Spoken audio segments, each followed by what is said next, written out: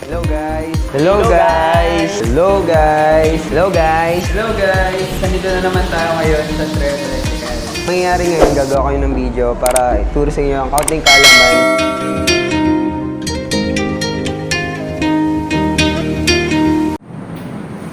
Hello guys! So ayan guys, nakita nyo pong control is Floatless Relay Control. So ayan, may mga tagging po siya. It actually, nakapag-post po kami ng ganito, auto-off manual po tawag dito. Auto-off manual, floatless relay. So marami po nag-comments doon.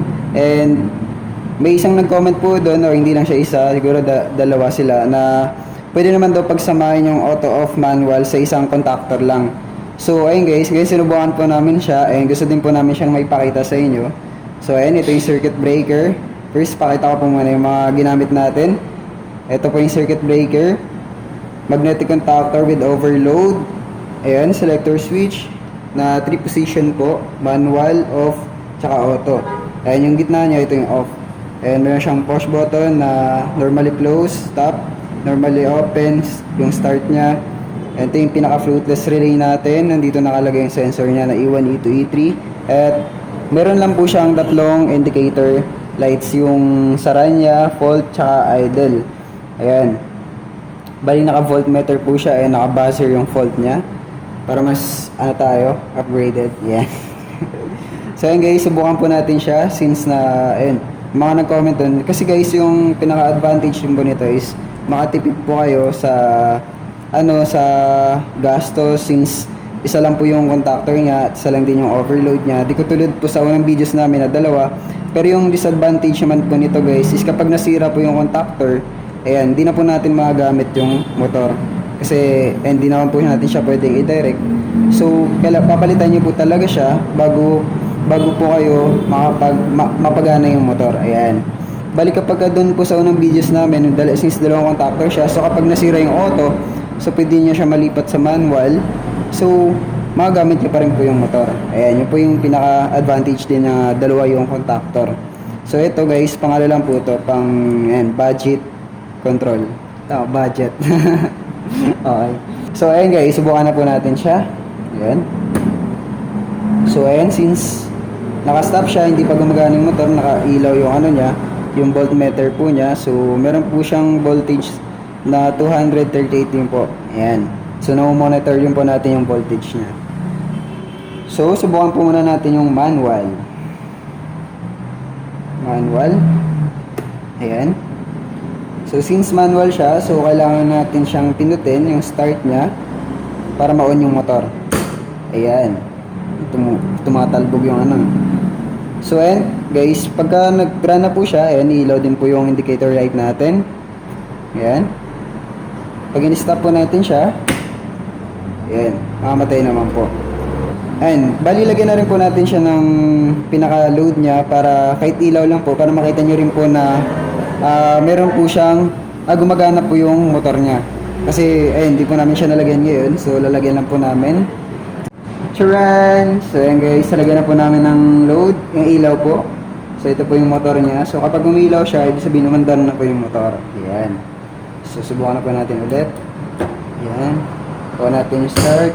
Ito sa manual to guys. Ayan. Naka-manual siya. So pag in-stop po natin, ayan, stop din siya. So, subukan din po natin yung fault po niya pagka nag-overload po. Ayan, bali tutunog po siya. Ayan. So, ngayon guys, dumako naman tayo sa auto niya. Subukan din po natin yung auto niya. So, select lang po natin. Ayan, since automatic siya, ilaw na siya agad, under na po agad yung motor. Ayan.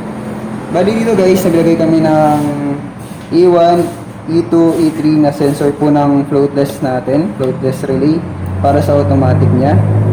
So, bali ito, yung kulay green, so, ayan sa unang video namin, so, ayan, nandun na rin, yung green, ito yung ground, yung itim, ito po yung E2 niya, yung blue niya, ito yung E1 niya. So, yung ground guys, yung green, or E3, ito po yung sa pinakailalim ng tangay natin. So, ito may baso din po tayo dito na may laman na tubig. So, ayan. So, natin siya, na-assume natin siya sa tangke na para masubukan natin yung iwan dito niya.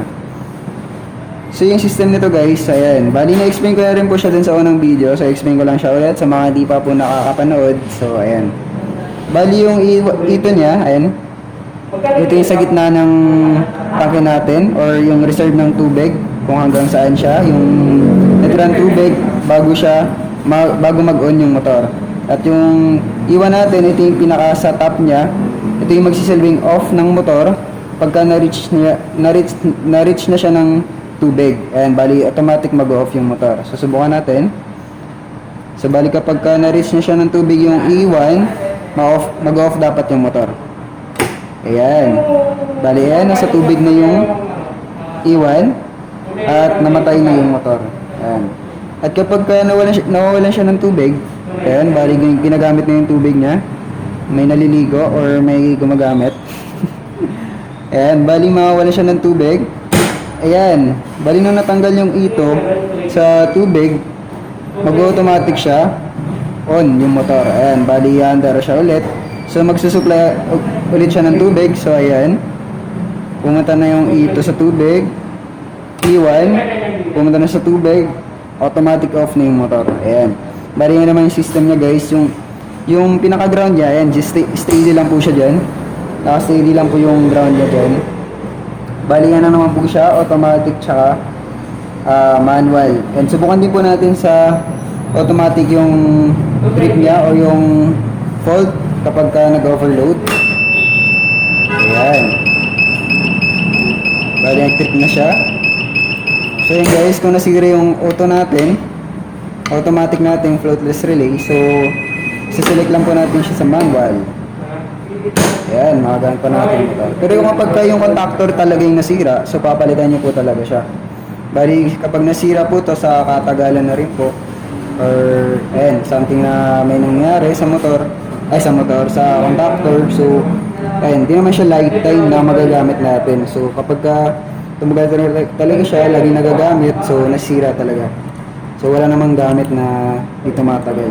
Okay. Ayan po, dahil yan na naman po guys, kapag kami naging tanong po kayo, comment down below lang po kayo. And sa diagram po nito, ayan, abangan niyo po siya sa comment section. Ito-comment po namin siya. So igagawa na po namin siya ng diagram. And ayun, thank you po sa panonood. Ingat po kayo palagi.